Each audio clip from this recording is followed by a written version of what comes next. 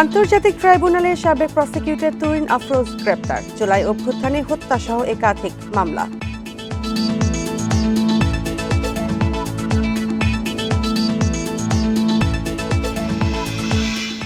সব হাসপাতালে চালু হচ্ছে সরকারি ফার্মেসি। স্বল্প দামে মিলবে বহুল ব্যবহৃত 250 ওষুধ, গুণগত মানও হবে সর্বোচ্চ।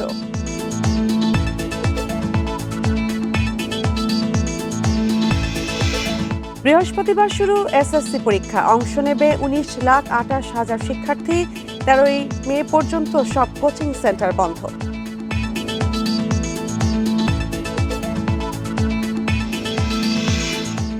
অক্টোবর পর্যন্ত তীব্র তাপদাহে আবহাওয়াবিদদের শুকিয়ে গেছে জলাশয়, কৃষি সহ প্রকৃতিতে বিরূপ প্রভাব।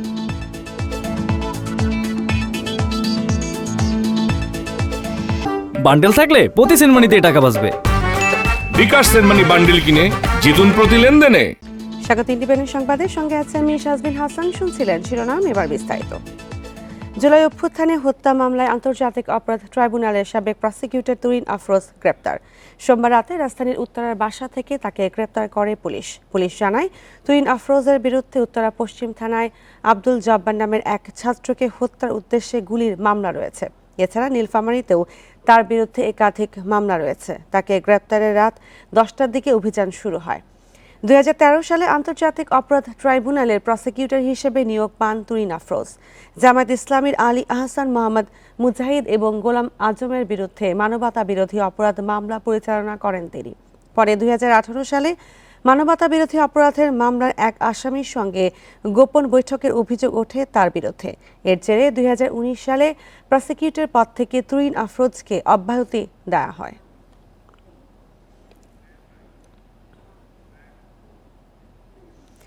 ফিলিস্তিনে ইসরায়েলি আগ্রাসনের প্রতিবাদে বিশ্বব্যাপী ধর্মঘটের সাথে সংহতি জানিয়ে ঢাকায় বিভিন্ন শিক্ষা প্রতিষ্ঠান থেকে বিক্ষোভ মিছিল করেছেন ছাত্রছাত্রীরা। ঢাকা বিশ্ববিদ্যালয়, বুয়েট সহ অন্যান্য প্রতিষ্ঠান থেকে দলে দলে শিক্ষার্থীরা বেরিয়ে আসেন রাস্তায়।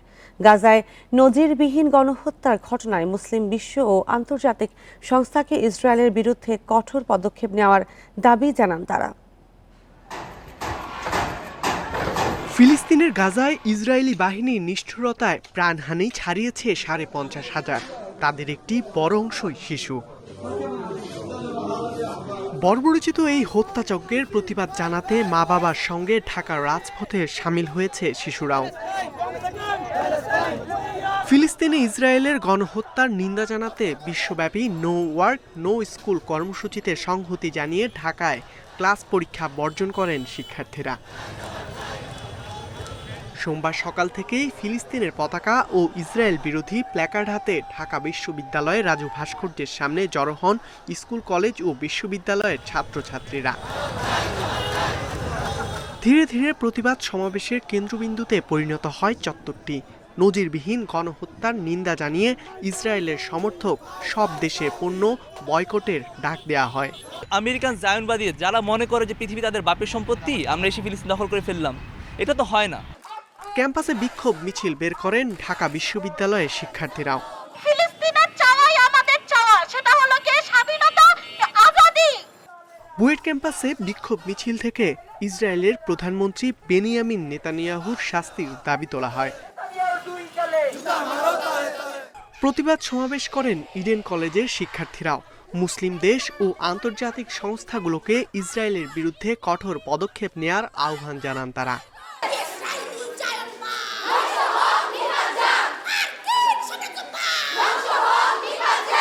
এদিকে সায়েন্স ল্যাব ও আশপাশের এলাকায় ফিলিস্তিনিদের প্রতি সংহতি জানিয়ে প্রতিবাদ সমাবেশ করে সিটি, আইডিয়াল কলেজ সহ অন্যান্য কলেজের শিক্ষার্থীরা। ইকরামুল কবির, ইন্ডিপেন্ডেন্ট নিউজ, ঢাকা। গাজায় নারকীয় হত্যার প্রতিবাদে রাজধানীতে বিক্ষোভ করেছে জামায়াত ইসলামী, এনসিপি ও হেফাজত ইসলামী। মহাখালী, পল্টন ও ভাটারা এলাকায় এসব মিছিল থেকে ইসরায়েলের গণহত্যা বন্ধের দাবি করে দলগুলো। এছাড়া ইসরায়েলকে সমর্থন দেওয়া যুক্তরাষ্ট্রকে দোষারোপ করেন নেতারা। রাজধানীর মহাখালীতে সমাবেশ করে জামাতে ইসলামী। নেতারা অভিযোগ করেন যুক্তরাষ্ট্রের সমর্থনে গাজায় মুসলমানদের ওপর হত্যাকাণ্ড চালাচ্ছে ইসরায়েল। এজন্য যুক্তরাষ্ট্রের ওপর চাপ বাড়াতে সরকারকে পদক্ষেপ নেয়ার তাগিদ দেন বক্তারা। অবিলম্বে হত্যাকাণ্ড বন্ধ করতে হবে এবং ইসরায়েলকে এই মানবতা বিরোধী অপরাধের জন্য আন্তর্জাতিক আদালতে তাদের বিচার হতে হবে। তাদের হত্যাকাণ্ড অন্যায় অবিচার বন্ধ না হওয়া পর্যন্ত গোটা বিশ্ব মুসলমানরা আজকে আন্দোলন করছে। ফিলিস্তিনিদের রক্ষা করতে জাতিসংঘকে কার্যকর পদক্ষেপ নেওয়ার আহ্বান জানিয়েছে জাতীয় নাগরিক পার্টি। গণহত্যার জন্য আন্তর্জাতিক আইন অনুযায়ী ইসরায়েলের বিচার দাবি করেন নেতারা। শাহবাগে জাতীয় জাদুঘরের সামনে বিক্ষোভ মিছিল করেছে দলটি। প্যালেস্টাইনের যুদ্ধবাজ প্রধানমন্ত্রী নেতানিয়াহু সহ যারা যুদ্ধ অপরাধের সঙ্গে যুক্ত হয়েছেন তাদের প্রত্যেককে আন্তর্জাতিক আইনে যুদ্ধ অপরাধের দায়ে বিচারের মুখোমুখি দাঁড় করাতে হবে। এদিকে পল্টনে গাজা হত্যাকাণ্ডের প্রতিবাদে মিছিল করেছে হেফাজতে ইসলাম। তাদের আশা একদিন স্বাধীন হবে ফিলিস্তিন, মুক্তি পাবে গাজাবাসী। Arafatur Rahman, independent news, Dhaka. যুদ্ধবিরতি লঙ্ঘন করে ফিলিস্তিনি ইসরায়েলি বাহিনীর বর্বরোচিত গণহত্যা এবং মানবাধিকার লঙ্ঘনের তীব্র নিন্দা জানিয়েছে বাংলাদেশ। পররাষ্ট্র মন্ত্রণালয়ের বিবৃতিতে ইসরায়েলকে অবিলম্বে সব সামরিক অভিযান বন্ধ সহ সর্বোচ্চ সংযম প্রদর্শন এবং আন্তর্জাতিক আইন মেনে চলার আহ্বান জানানো হয়েছে। বিবৃতিতে আরও বলা হয়, আঞ্চলিক ও বৈশ্বিক স্থিতিশীলতার স্বার্থে মধ্যপ্রাচ্য স্থায়ী শান্তির জন্য আলোচনায় ফিরে আসা প্রয়োজন বলে মনে করে বাংলাদেশ। বিবৃতিতে নিরস্ত্র ফিলিস্তিনিদের বিরুদ্ধে জাতিগত নির্মূল অভিযানের উদ্দেশ্যে ইসরায়েলের নির্বিচার হামলার তীব্র নিন্দা জানানো হয়। এছাড়া নিঃশর্ত যুদ্ধবিরতি বাস্তবায়ন, বেসামরিক মানুষের জীবন রক্ষা এবং গাজায় ত্রাণ পৌঁছানোর জন্য কার্যকর পদক্ষেপ নিতে বিশ্ব সম্প্রদায়, বিশেষ করে জাতিসংঘকে আবেদন জানায় বাংলাদেশ।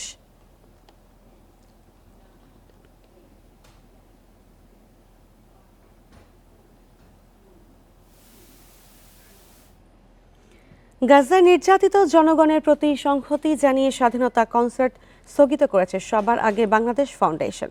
সোমবার রাতে প্রেস বিজ্ঞপ্তিতে এ কথা জানায় ফাউন্ডেশনটি। এর আগে সোমবার দুপুরে বিএনপি নেতা অ্যানির নেতৃত্বে ফাউন্ডেশনের প্রতিনিধি দল ডিএমপির সাথে দেখা করে স্বাধীনতা কনসার্ট 11 এপ্রিলের পরিবর্তে 12 এপ্রিল করার কথা জানায়। এ সময় কনসার্ট সুষ্ঠুভাবে আয়োজনে ফাউন্ডেশনের পক্ষ থেকে পুলিশের সহযোগিতা চাওয়া হয়। একই সময় গাজায় ইসরায়েলের বর্বর হামলা এবং হত্যাকাণ্ডের নিন্দা ও প্রতিবাদ জানায় সংগঠনটি। অ্যানি জানান, ঢাকা, চট্টগ্রাম, খুলনা ও বগুড়ায় একযোগে কনসার্ট হওয়ার কথা ছিল। গাজায় ইসরায়েল আগ্রাসনের নিন্দা জানিয়ে জনগণকে এ বিষয়ে সোচ্চার হওয়ার অনুরোধ জানায় ফাউন্ডেশন।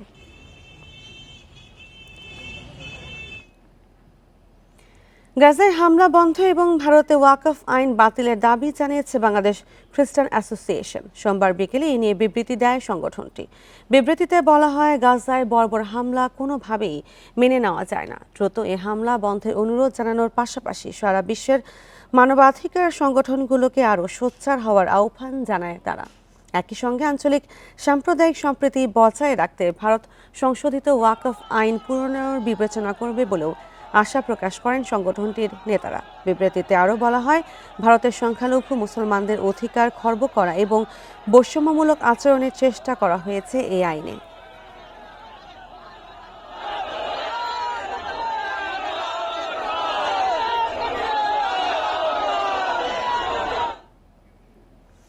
সিলেটে কেএফসি ও বাটার শোরুমে হামলা, ভাঙচুর ও লুটপাটের ঘটনায় 3 জনকে আটক করেছে পুলিশ। সোমবার রাত 9টার দিকে নগরীর বিভিন্ন এলাকায় অভিযান চালিয়ে তাদের আটক করা হয়। এদিকে বিভিন্ন স্থানে দোকান ভাঙচুরে জড়িতদের ফুটেজ দেখে চিহ্নিত এবং দ্রুত গ্রেপ্তারের নির্দেশ দিয়েছে পুলিশ মহাপরিদর্শক। সোমবার বিকাল 3টার দিকে ইসরায়েলি প্রতিষ্ঠান দাবি করে সিলেটের মিরবক্স টোলা এলাকায় কেএফসি রেস্টুরেন্টে ভাঙচুর চালায় একদল লোক। এ সময় রেস্টুরেন্টে থাকা কোমল পানীয় নষ্ট করা হয়। ঘটনার পর রেস্টুরেন্টটি বন্ধ করে দেয় কর্তৃপক্ষ। বিকেল 4টার দিকে নগরীর দরগা গেট এলাকায় বাটার শোরুমে হামলা চালায় আরেক দল। শোরুমের গ্লাস ভাঙচুর করে তারা চালায় লুটপাট। এসব ভিডিও সামাজিক মাধ্যমে ছড়িয়ে পড়লে সমালোচনার ঝড় ওঠে। এসব ঘটনার ফুটেজ দেখে অভিযানে নামে আইন শৃঙ্খলা বাহিনী। সিলেটের বিভিন্ন এলাকা থেকে আটক করা হয় 3 জনকে। ফুটেজ বা বিভিন্ন ভিডিও কালেক্ট করেছি। পাশাপাশি এই বিভিন্ন ধরনের লোকজন বিভিন্ন দোকানে এরকম পেপসি বা কোক আছে বলে যখন বিভিন্ন ধরনের তল্লাশি চালাচ্ছে সেই অবস্থায় হাতে নাতে 3 জনকে গ্রেপ্তার করা হয়েছে। ইসরায়েল বিরোধী বিক্ষোভ থেকে খুলনা ও কুমিল্লা শহরের কেএফসি ও বাটার শোরুমেও ভাঙচুরের অভিযোগ রয়েছে। এছাড়া চট্টগ্রামেও বিভিন্ন প্রতিষ্ঠানে ভাঙচুর করা হয়। এসব ঘটনায় জড়িতদের শনাক্ত করা হচ্ছে বলে জানিয়েছেন আইজিপি বাহারুল আলম। তাদের গ্রেপ্তারে মাঠ পর্যায়ের কর্মকর্তাদের নির্দেশ দিয়েছেন তিনি। তাপস সরকার, ইন্ডিপেন্ডেন্ট নিউজ।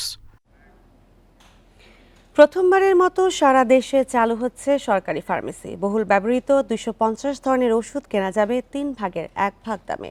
ওষুধের গুণগত মানও হবে সর্বোচ্চ। শুরুতে সব সরকারি হাসপাতালে চত্বরেই বসবে এই ফার্মেসি। স্বাস্থ্য বিভাগ বলছে, কম টাকায় সাধারণ মানুষের জন্য ওষুধ নিশ্চিত করতেই এই উদ্যোগ সরকারের।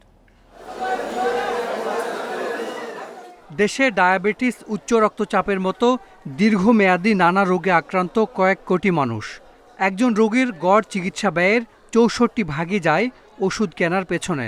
ফলে ওষুধ কিনতে গিয়েই প্রতি বছর দরিদ্র হন অনেক রোগী। এসব রোগীর কথা চিন্তা করে এবার 3 ভাগের 1 ভাগ দামে ওষুধ বিক্রির উদ্যোগ নিয়েছে স্বাস্থ্য বিভাগ। সরকারি ফার্মেসিতে মিলবে 250 ধরনের ওষুধ। তা দিয়েই 85 ভাগ রোগীর চিকিৎসা সম্ভব। ল্যাব সার্ভিস আছে, অন্যান্য প্রাইমারি হেলথ কেয়ার সার্ভিস আছে, কিন্তু কোথাও কোনো ফার্মাসিউটিক্যাল সার্ভিসেস নাই। সো এটা একটা নতুন বন্দোবস্ত যেটা চালু করতে হবে। এটা প্যারালাল টু হেলথ সার্ভিস, মানে সরকারের প্রায় 700 হাসপাতাল আছে। আমরা ভাবছি যে হাসপাতাল এবং তার সঙ্গে যে ধরনের ক্লিনিক যুক্ত হয়, এই হাসপাতাল এবং ক্লিনিকগুলোতে অন্ততপক্ষে এটার পয়েন্ট অফ ডেলিভারি হতে পারে, যেখান থেকে এটা বিতরণ করা যাবে। বছরে 1300 কোটি টাকার ওষুধ কেনে সরকারি ফার্মাসিউটিক্যাল কোম্পানি EDCL। এবার থেকে বাড়বে বাজেট। প্রয়োজন অনুযায়ী বেশি পরিমাণে কেনা হবে ওষুধ, বাড়ানো হবে সরকারের উৎপাদন সক্ষমতাও।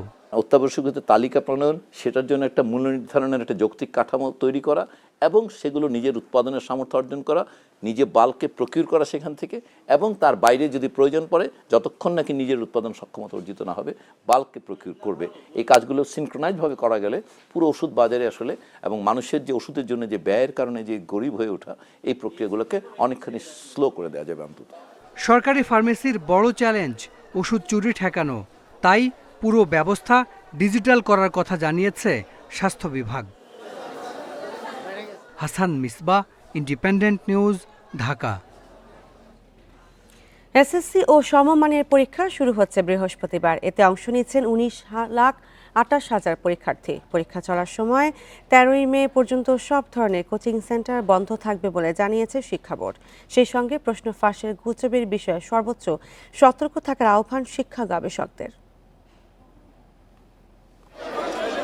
গত 5 আগস্ট আওয়ামী স্বৈরশাসনের পতনের পর থেকেই নানা বিষয়ে গুজব ছড়িয়ে দেশকে অস্থিতিশীল করার অপচেষ্টা চলছে।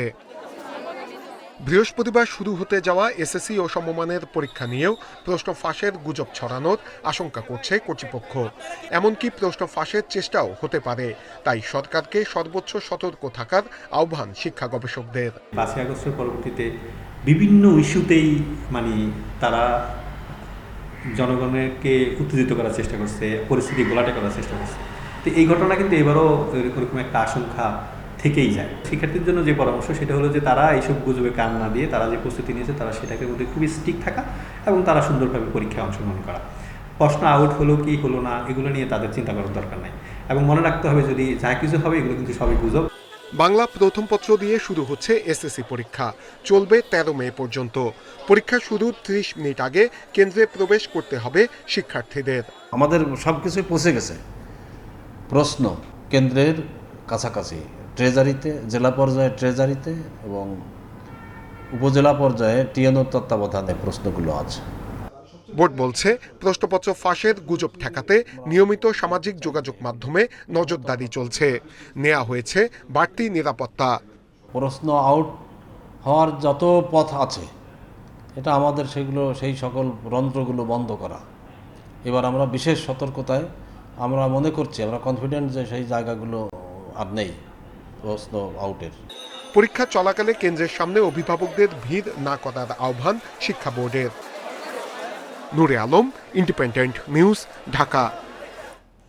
এবার দেশে তীব্র তাপদাহের কবলে পড়বে বলে আভাস দিয়েছে আবহাওয়াবিদরা। শুধু তাই নয়, কিছু এলাকায় অতি তীব্র তাপদাহের আশঙ্কা তাদের। এর মাঝে ঝড়ো বৃষ্টি হলেও অক্টোবর পর্যন্ত থাকবে গরমের তীব্রতা। আবহাওয়া ও বৃষ্টিপাতের ধরনে এমন পরিবর্তন বলছেন বিশেষজ্ঞরা। এবার উত্তরাঞ্চলের রাজশাহী, ঈশ্বরদী, চাঁপাইনবাবগঞ্জ, নাটোর এবং দক্ষিণাঞ্চলের কুষ্টিয়া, যশোর, চুয়াডাঙ্গা সহ কয়েক জেলায় পারদ উঠবে 42 ডিগ্রিতে। এর বাইরে কিছু এলাকায় তা ছেড়ে যাবে 42 ডিগ্রি। আবহাওয়াবিদরা বলছেন, বর্ষায় বৃষ্টিপাতের ধরনে এসেছে পরিবর্তন। এছাড়া অনাবৃষ্টির কারণে দিনে তীব্র হচ্ছে তাপমাত্রা। এবছরও মাঝামাঝি তাপমাত্রা 40 ডিগ্রি কাছাকাছি, মাঝে মাঝে বিশেষ করে উত্তর অঞ্চলের 42 ডিগ্রি তাপমাত্রাও চলে যেতে পারে। যে পরিমাণ জনবসতি এবং বেশি, এই কারণে আমাদের পক্ষান্তরে গ্লোবালি কম থাকলেও কিন্তু আমাদের তাপমাত্রা বেশি থাকবে নর্মাল থেকে। শীত শেষ হওয়ার পরপরই বগুড়া সহ উত্তরের অনেক এলাকাতেই শুকিয়ে গেছে জলাশয়, খালবিল, যার বিরূপ প্রভাব পড়তে শুরু করেছে জীববৈচিত্র্যের পাশাপাশি প্রকৃতিতে। 24 সালে যে গরম ছিল তা সে এবার এই শুরুতে এখন দেখা যাচ্ছে যে তার চেয়ে আরো বেশি গরম হবে। ধান ওঠা পর্যন্ত মনে করেন শ্যালো মেশিন দিয়ে সেঁচালে আকাশের কোনো পানি নাই, বিলেতেও কোনো পানি নাই। আবহাওয়া অধিদপ্তরের তথ্য মতে 10 বছর পর পর বর্ষাকালে তাপমাত্রা বৃদ্ধি পায় গড়ে 0.5 ডিগ্রি সেলসিয়াস। এ হার সবচেয়ে বেশি রাজশাহী ও সিলেট বিভাগে। Hasibur Rahman, independent news, Bogura. বাংলাদেশি পণ্যের ওপর যুক্তরাষ্ট্রের আরোপ করা বাড়তি শুল্ক 3 মাসের জন্য স্থগিতের আহ্বান জানিয়ে মার্কিন প্রেসিডেন্ট ডোনাল্ড ট্রাম্পকে চিঠি দিয়েছেন প্রধান উপদেষ্টা অধ্যাপক মোহাম্মদ ইউনূস। সোমবার চিঠি পাঠানোর কথা নিশ্চিত করেছেন প্রধান উপদেষ্টার প্রেস সচিব শফিকুল আলম। এ সময়ের মধ্যে নিজস্ব পরিকল্পনা অনুসারে কাজ করতে মার্কিন কর্মকর্তাদের সঙ্গে পরামর্শ করবেন অন্তর্বর্তী সরকার। প্রধান উপদেষ্টা আশা করেন যুক্তরাষ্ট্র প্রশাসন তার অনুরোধে সাড়া দেবে। চিঠিতে ওয়াশিংটনের সাথে ঢাকার প্রযুক্তিভিত্তিক ব্যবসার অগ্রগতির প্রসঙ্গ টেনে বলা হয়, স্টারলিংক বাংলাদেশে শিগগিরই কার্যক্রম শুরু করবে। কৃষিভিত্তিক মার্কিন পণ্য ও স্ক্র্যাপ মেটালে শুল্ক নেই বলেও উল্লেখ করেন তিনি। জানান, গ্যাস টারবাইন, সেমিকন্ডাক্টর, চিকিৎসা সামগ্রীর মতো যুক্তরাষ্ট্রের প্রধান রপ্তানি পণ্যের শুল্ক 50% কমাতে কাজ করছে বাংলাদেশ। আমরা পোস্টপোনমেন্ট চেয়েছি 3 মাসের জন্য, যাতে এর মধ্যে আমাদের যে অন্তর্বর্তীকালীন সরকার কাজ করতে পারে, যাতে বাংলাদেশে ইউএসের এক্সপোর্ট বাড়ে। আমরা এটা একটু চেয়েছি। বিনিয়োগ সম্মেলনের প্রথম দিনে ব্যাপক সাড়া পাওয়ার কথা জানিয়েছে বাংলাদেশ বিনিয়োগ উন্নয়ন কর্তৃপক্ষ বিডা। তারা জানিয়েছে, নতুন উদ্যোক্তাদের মূলধন যোগাতে ইনসেপ্টা $10 লাখ এবং জাইকা বিশেষ তহবিল গঠন করবে। সোমবার হোটেল ইন্টারকন্টিনেন্টালে সংবাদ সম্মেলনে এসব কথা জানান বিডার নির্বাহী চেয়ারম্যান আশিক চৌধুরী। 4 দিনের বাংলাদেশ ইনভেস্টমেন্ট সামিটের প্রথম দিনে অংশ নেন 1,500-এর বেশি দেশি বিদেশি উদ্যোক্তা। অংশ নেন 70 জন বিশেষজ্ঞ। সম্মেলনের প্রথম দিনের কার্যক্রম তুলে ধরতে সংবাদ সম্মেলন করেন বিডার চেয়ারম্যান আশিক চৌধুরী। জানান, প্রথম দিনেই উদ্যোক্তাদের অভূতপূর্ব সাড়া পাওয়া গেছে। বলেন, বিনিয়োগের বাধা দূর করার চেষ্টা করছে অন্তর্বর্তী সরকার। ইনভেস্টর যখন আগ্রহ দেখায়, তারপরে তাকে ল্যান্ড করানোর একটা প্রসেস আছে। সেই প্রসেসটাতে তাকে আমাদের একটু হ্যান্ডল করতে হবে, তাকে কমফোর্টটা দিতে হবে, কনফিডেন্স দিতে হবে যে আমরা যেটা প্রমিস করেছি সেটা আমরা ডেলিভার করতে পারবো। ওই জায়গাটায় গিয়ে আমরা ফেল করি বলে অনেকে কনফিডেন্স না পেয়ে ফাইনালি বাংলাদেশ ইনভেস্ট করে না। So we need to figure out যে ওই জায়গাটাতে আমরা কিভাবে সরকার থেকে সাপোর্ট দিতে পারি যাতে ওনারা বাংলাদেশে ইভেন্টুয়ালি ল্যান্ড করেন। সংবাদ সম্মেলনে জানানো হয়, উদ্ভাবনী উদ্যোক্তাদের জন্য ইনসেপ্টা গ্রুপ $10 লাখ এবং জাইকার পক্ষ থেকে বিশেষ তহবিল দেওয়া হবে। গ্র্যান্ট এবং ইকুইটি ফান্ড উভয় হিসাবে এবং লেন্ডিং, এই 3টা ফর্মের যে কোনো একটা ফর্মে দে আর ওপেন। যে কোনো ফর্মে তারা এটা বাংলাদেশি স্টার্টআপদের জন্য ব্যয় করবেন। বাংলাদেশ ব্যাংক এমন কোনো পলিসি বা এমন কোনো পলিসি ব্লকেডকে অ্যালাউ করবে না যেটা স্টার্টআপদের ফান্ডিং অ্যাক্সেস টু ফাইন্যান্সকে বাধা দেয়। বিডার চেয়ারম্যান আরও জানান, জুলাই আন্দোলনে ইন্টারনেট বন্ধ থাকায় ক্ষতির মুখে পড়েন ফ্রিল্যান্সাররা। ভবিষ্যতে ইন্টারনেট বন্ধ ঠেকাতে কাজ করছে সরকার। তৌহিদ রানা, ইন্ডিপেন্ডেন্ট নিউজ, ঢাকা। সংস্কার কমিশনগুলোর 166টি প্রস্তাবনার মধ্যে 108টিতে একমত আমার বাংলাদেশ এবি পার্টি। ঐকমত্য কমিশনের সঙ্গে আলোচনায় আনুষ্ঠানিকভাবে এ তথ্য জানিয়েছে দলটি। সোমবার বিকেলে সংসদ ভবনের এলডি হলে এ বৈঠক অনুষ্ঠিত হয়। এবি পার্টি 26টি বিষয়ে আংশিক একমত হয়েছে। এছাড়া 32টি সুপারিশের সঙ্গে দ্বিমত জানিয়েছে দলটি। ঐকমত্য কমিশনের সহ সভাপতি অধ্যাপক আলী রিয়াজ জানান, সবার অংশ নেওয়ার মধ্য দিয়ে ঐকমত্য প্রতিষ্ঠার চেষ্টা করছেন তারা। এমনভাবে কাজ করতে চান যেন এটি সব পক্ষের প্রতিনিধিত্ব করে। কমিশনের ওয়েবসাইটের মাধ্যমে জনগণের মতামত নেওয়া হবে বলেও জানান অধ্যাপক আলী রিয়াজ। সোমবারের বৈঠকে এবি পার্টির চেয়ারম্যান মুজিবুর রহমান মঞ্জুর নেতৃত্বে 10 সদস্যের দল অংশ নেয়।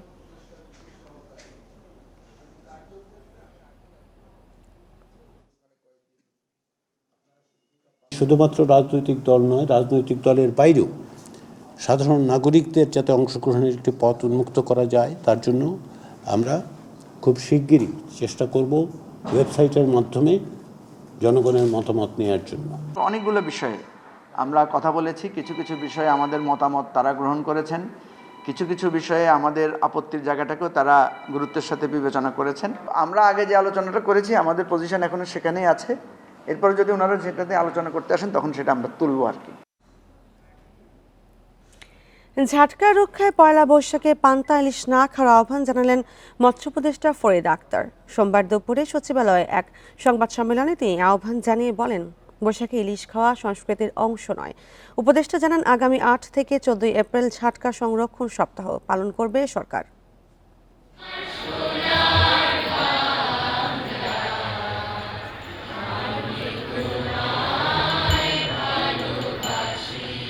দেশে সবচেয়ে বড় অসাম্প্রদায়িক উৎসব পয়লা বৈশাখ বাংলা বর্ষবরণ। 4 দশক ধরে এই উৎসব উদযাপন করে আসছে এদেশের মানুষ। এরই সাথে পয়লা বৈশাখে পান্তা ইলিশকে আমাদের সংস্কৃতির অংশ করে নেওয়া হয়েছে। তবে মৎস্য প্রাণী সম্পদ উপদেষ্টা ফরিদ আক্তার বলেন, বৈশাখে চালু করা পান্তা ইলিশ আরোপিত সংস্কৃতি, এটি আমাদের সংস্কৃতির অংশ নয়। পান্তা ইলিশ না খাওয়ার আহ্বান জানিয়ে উপদেষ্টা বলেন, নববর্ষের দিন যারা ইলিশ খাবেন তারা জাটকাই খাবেন, একই সঙ্গে তারা আইন লঙ্ঘন করবেন। পয়লা বৈশাখের দিনে আপনি বাতাসা খান, আপনি মিষ্টি খান, দই চিরা খান, ছাতুর শরবত খান, আর নর্মাল ভাত খাবেন, কোনো সমস্যা নাই। এটা তো ইলিশ নিষেধ করলে যে সেদিন সব খাওয়া বন্ধ হয়ে যাচ্ছে তা কিন্তু না, আরও মাছ আছে। উপদেষ্টা জানান, 8 থেকে 14 এপ্রিল জাটকা সংরক্ষণ সপ্তাহ 2025 পালন করবে সরকার। এ সময় জাটকা ধরা বন্ধ, অবৈধ জাল তৈরি, পাচার, অবৈধ পরিবহন ও মজুতদারি রোধে কাজ করবে সরকার। এবার দেশের ইলিশ সমৃদ্ধ 20 জেলায় জাটকা সংরক্ষণ সপ্তাহ পালন করা হবে বলে জানান তিনি। বঙ্গোপসাগরে মৎস্য আহরণ নিষিদ্ধকাল এবার নতুন করে হচ্ছে 15 এপ্রিল থেকে 11 জুন পর্যন্ত 58 দিন। ইলিশের পোনা জাটকা যেন নিরাপদে বাড়তে পারে, তাই 1 নভেম্বর থেকে 30 জুন পর্যন্ত দেশব্যাপী জাটকা ধরা, পরিবহন, মজুদ, কেনাবেচা নিষিদ্ধ করা হয়েছে।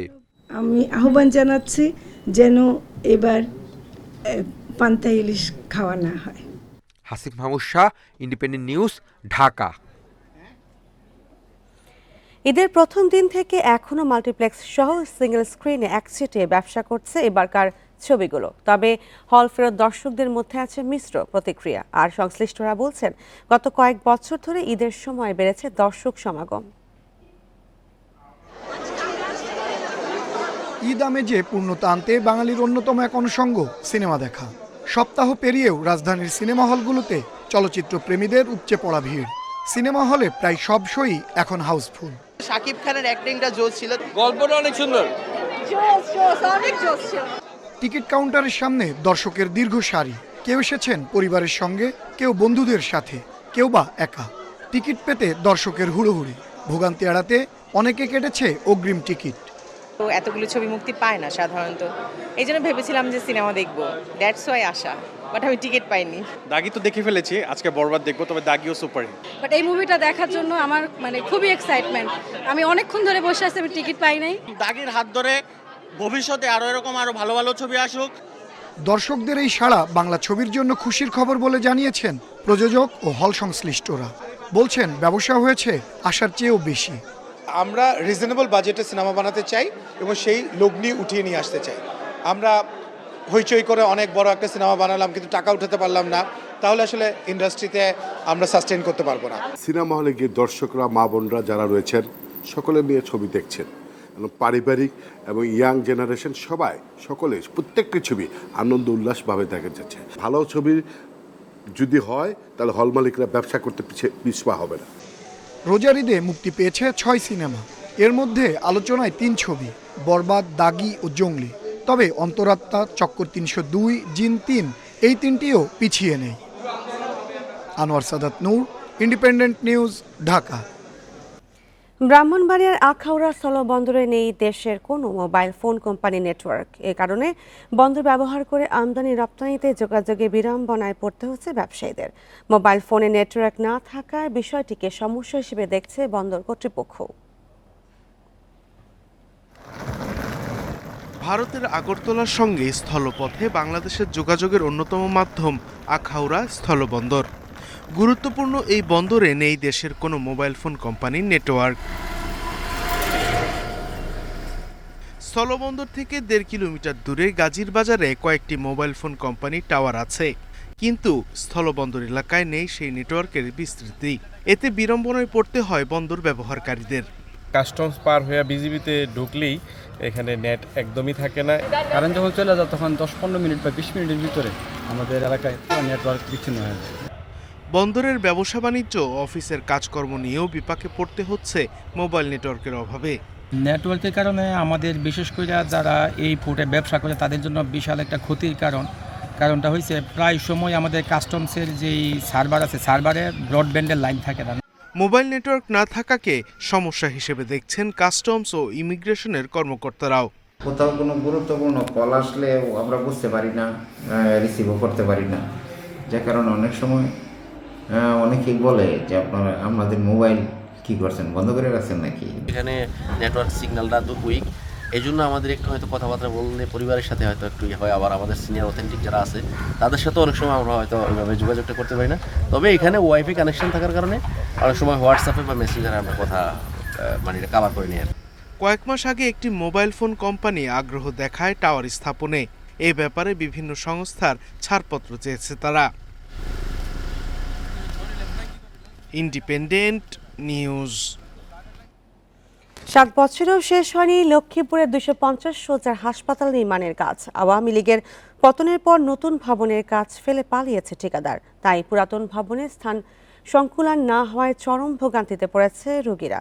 প্রকল্পের মেয়াদ বাড়িয়ে শিগগিরই কাজ শুরু হবে বলে জানান গণপূর্ত বিভাগের কর্মকর্তারা। 2017 সালে 100 শয্যার সদর হাসপাতালকে 250 শয্যায় উন্নীত করার ঘোষণা দেয়া হয়। নির্মাণ কাজের দায়িত্ব পায় ঠিকাদারি প্রতিষ্ঠান রূপালী জিএম অ্যান্ড সন্স কনসোর্টিয়াম। খরচ ধরা হয় 35,36 লাখ টাকা। 2019 সালের ডিসেম্বরে নির্মাণ শেষ হওয়ার কথা ছিল, কিন্তু 2021 সাল পর্যন্ত মেয়াদ ও খরচ 60 কোটি টাকা পর্যন্ত বাড়ানো হয়। 4 বছর পেরিয়ে গেলেও কাজ শেষ হয়নি। এরপর 5 আগস্ট সরকার পতনের পর কাজ ফেলে পালিয়ে যায় ঠিকাদারি প্রতিষ্ঠান। এরপর থেকে কাজ বন্ধ। আগস্টের পরে আওয়ামী লীগের দোসর ওবায়দুল কাদেরের ভাগিনা যে এই কাজটাকে মধ্যস্থানে রেখে পালিয়ে গেছে। আমরা যদি এই হসপিটালে আসি তখন দেখি আমাদের রোগীগুলা পড়ে থাকে, মেঝেতে পড়ে থাকে। অভিযুক্ত ঠিকাদারের বিচার ও ভবন নির্মাণের কাজ শুরু করার দাবিতে মানববন্ধন করেছে স্থানীয়রা। দ্রুত কাজ শেষ না হলে আন্দোলনের হুঁশিয়ারি দেন তারা। যেখানে এসে সুন্দরভাবে সরকারি খরচে চিকিৎসা যাতে পেতে পারে সে ব্যবস্থা অবশ্যই করতে হবে। আগামী 1 মাসের মধ্যে জনগণ যদি আশানুরূপ কোনো কিছু না দেখতে পায় তাহলে আমরা আগামীতে ডিসি অফিসের সামনে সিভিল সার্জন অফিস ঘেরাও একটি কর্মসূচি আমরা দেব।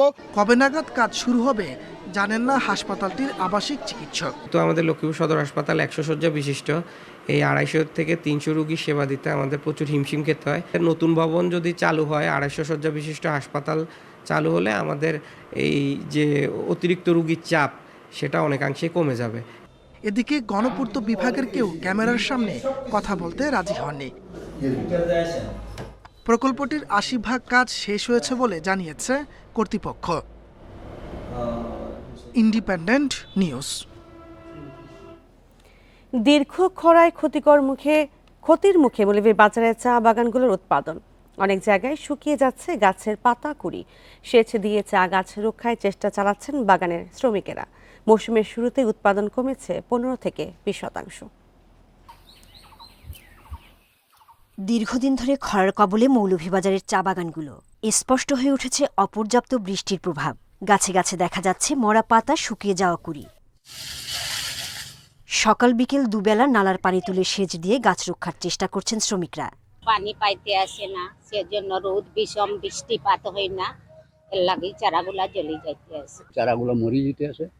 মেশিন যেখানে লাগছে এখানে পানি দেওয়া হইতে আসে। সব জায়গায় সেচ দিয়ে গাছ বাঁচানোর চেষ্টা করা সম্ভব নয়। বাগানে মরক ঠেকাতে সরকারি সহায়তা চাইছেন বাগান মালিকরা।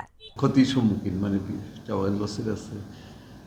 এখন যদি সরকারকে এগিয়ে আসেন এই ইরিগেশন আমদানির ব্যাপারে ভর্তুকি দেন, তাহলে হয়তো মালিকরা ইরিগেশন আমদানি করে রক্ষা করতে পারবে। চায়ের উৎপাদন নির্ভর করে পরিমিত রোদ ও বৃষ্টির উপর। পর্যাপ্ত বৃষ্টি না হয় এবার ফলন নিয়ে দেখা দিয়েছে শঙ্কা। তাপমাত্রা 32 ডিগ্রির উপর হলে কিছুটা হ্যাম্পার হয়, 37 ডিগ্রির উপর হলে মারাত্মকভাবে ব্যাহত হয়, 42 বা 43 ডিগ্রি সেলসিয়াস গেলে চা গাছগুলো উইল্টিং হয়, হলুদ হয়ে যায়। আস্তে আস্তে গাছের অভ্যন্তরে অ্যাবসিসিক অ্যাসিড জমা হতে থাকে, গাছ তার নিজের খাদ্য নিজেই বাঁচার তাগিদে নিতে থাকে। মৌলভীবাজারে ছোট বড় 120টি চা বাগান রয়েছে। দেশের মোট চা উৎপাদনের 55% আসে এই জেলা থেকে। Independent news. আর এই বিষয়ে আরও জানাতে মৌলভীবাজার থেকে যুক্ত হচ্ছেন সহকর্মী তুহিনুর রশিদ। তুহিনুর, চা বাগানে পর্যাপ্ত পানি সরবরাহ নিশ্চিতে কোনো ব্যবস্থা নেওয়া হয়েছে কিনা এবং সংকট সমাধানের বিষয়ে কি বলছেন দায়িত্বপ্রাপ্তরা?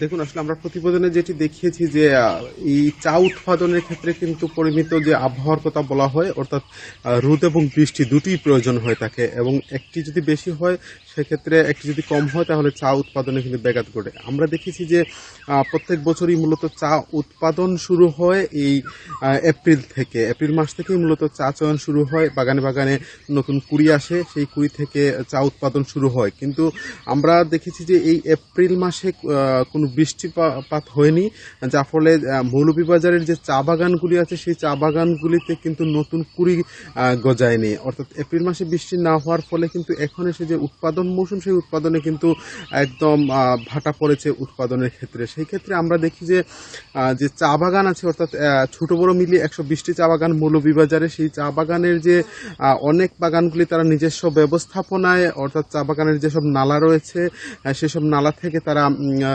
পানি সেচ দিয়ে থাকেন। কিন্তু আসলে এটা এত বিস্তৃত এলাকা, এত বড় এলাকা, যেখানে আসলে সব জায়গায় যে পানি সেচ দেওয়া সেটি আসলে সম্ভব হয়ে ওঠে না বাগান বেঁধে।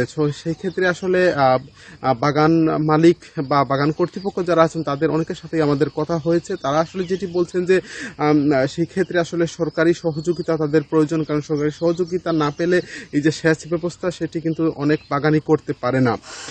আর এখন আসলে যে অবস্থা, গত পরশু দিন রাতে একটু বৃষ্টি হয়েছে মৌলভীবাজারে, সেই ক্ষেত্রে আসলে এখন হয়তো আরও আগামী দিন যদি বৃষ্টিপাত হয় সেই ক্ষেত্রেও কিন্তু এই যে চা উৎপাদন শুরু হতে হতে আরও মাস দেড়েক লেগে যাবে। কারণ বৃষ্টি এখন হবে, সেই বৃষ্টি হলে কিন্তু নতুন কুড়ি গজাবে, এবং সেই কুড়ি গজালে কিন্তু আরও মাস দেড়েক লেগে যাবে চা চয়ন শুরু হতে। অর্থাৎ উৎপাদনে কিন্তু বাগান মালিকরা বলছেন যে তাদের যে চা উৎপাদন সেক্ষেত্রে আরও মাস দেড়েক সময় লেগে যাবে। অর্থাৎ বার্ষিক যে চা উৎপাদনের লক্ষ্যমাত্রা সেটিতে কিন্তু একটি ব্যাঘাত ঘটে। অর্থাৎ চা উৎপাদন গত মাস থেকে শুরু হওয়ার কথা, সেখানে তাদের যে মাসিক যে হিসেব থাকে সেই হিসেবে আমরা অনেক বাগান মালিকের সাথে কথা বলেছি। তারা বলছেন যে 15 থেকে 20% কিন্তু তারা এখনো পিছিয়ে আছেন, অর্থাৎ মাসিক হিসেবে। সেক্ষেত্রে সেটি বছর শেষে উৎপাদনে ব্যাঘাত ঘটবে, এমনটাই কিন্তু সংখ্যা দেখা দিয়েছে। তো গত বছরও আপনি জানেন যে দেশের চা উৎপাদন সেখানে কিন্তু অনেকটা পিছিয়ে ছিল, অর্থাৎ 100 কোটি কেজির মতো কিন্তু চা উৎপাদনে পিছিয়ে ছিল দেশের চা শিল্পে। এবছর হয়তো আশা করা হচ্ছিল যে বৃষ্টি বাদল এবং পরিমিত রোদ হলে কিন্তু চা উৎপাদন হয়তো সেটি বেশি হবে। তো সব মিলিয়ে আসলে এই মুহূর্তে মৌলভীবাজারের চা উৎপাদনের যে বিষয়টি সেটি কিন্তু খরা রোদের কারণেই কিন্তু এখন ভাটা পড়ে আছে।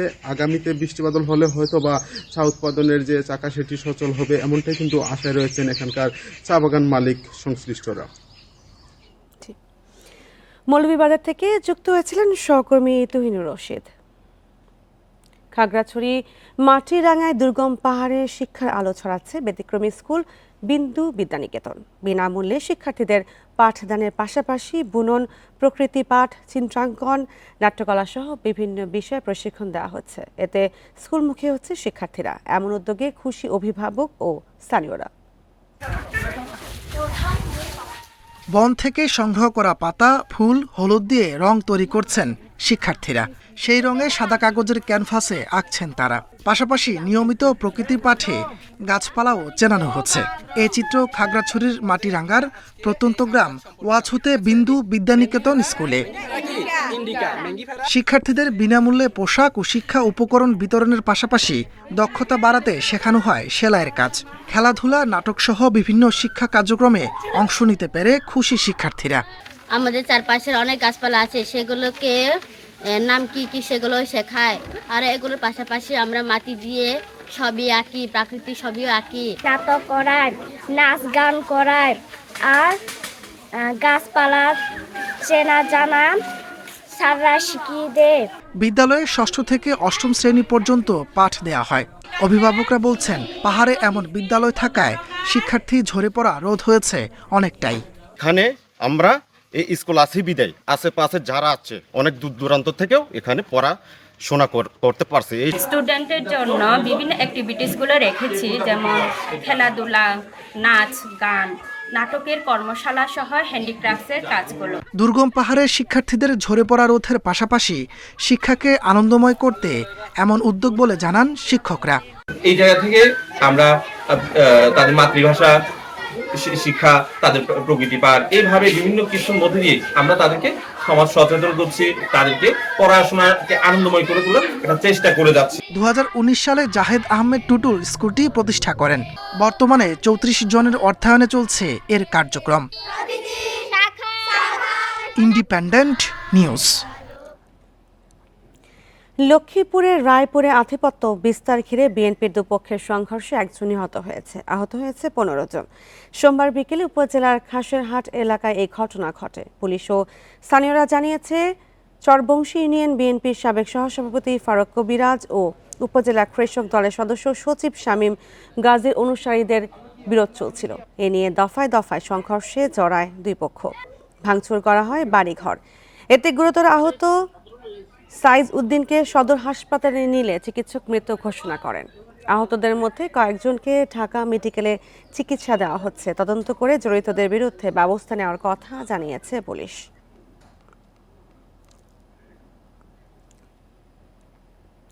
বান্দরবান সদরে শিশু ধর্ষণের অভিযোগে কাঞ্চন দাস নামের এক চায়ের দোকানদারকে আটক করা হয়েছে। সোমবার দুপুরে জামছড়ি ইউনিয়নের বাঘমারা বাজারে ঘটনা ঘটে। পুলিশ ও স্থানীয়রা জানিয়েছে, সোমবার দুপুরে 7 বছর বয়সী শিশুটি মায়ের কাছ থেকে টাকা নিয়ে বাঘমারা বাজারের চায়ের দোকানে খাবার কিনতে চায়। আশেপাশে কেউ না থাকায় ও সুযোগে দোকানদার কাঞ্চন দাস তাকে ধর্ষণ করে। শিশুটি বাড়ি ফিরে মাকে ঘটনা জানালে সদর থানায় অভিযোগ দায়ের করা হয়। এরপরই আসামিকে আটক করে পুলিশ। ধর্ষণের শিকার শিশুটিকে স্বাস্থ্য পরীক্ষার জন্য বান্দরবান সদর হাসপাতালে ভর্তি করা হয়েছে।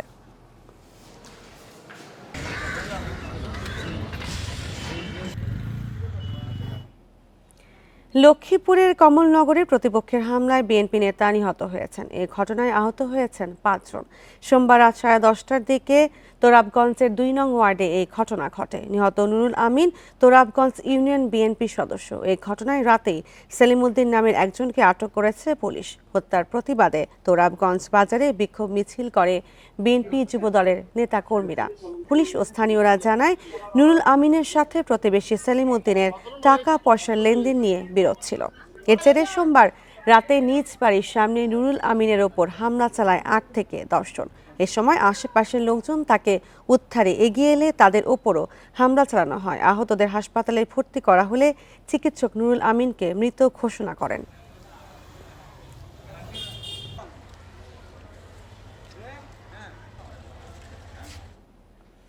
প্রথম বাংলাদেশি হিসেবে বিশ্বের 10ম সর্বোচ্চ শৃঙ্গ অন্নপূর্ণা 1 জয় করলেন এভারেস্ট জয়ী পর্বতারোহী বাবর আলী। সোমবার চট্টগ্রাম ভিত্তিক পর্বতারোহণ ক্লাব ভার্টিক্যাল ডিমার্সের সংবাদ বিজ্ঞপ্তিতে এ তথ্য জানানো হয়। এতে বলা হয়, বাবর আলীর পর্বত শীর্ষে আরোহণের খবরটি নিশ্চিত করেছেন অভিযানের ব্যবস্থাপক ফারহান জামান এবং নেপালের অভিযান পরিচালনাকারী প্রতিষ্ঠান মাকালু অ্যাডভেঞ্চারের স্বত্বাধিকারী মোহন লামসাল। বাবর সোমবার সকালে তার গাইড ফুরবা অঙ্গেল শেরপাকে সাথে নিয়ে 8,091 মিটার উচ্চ সিংহটি জয় করেন।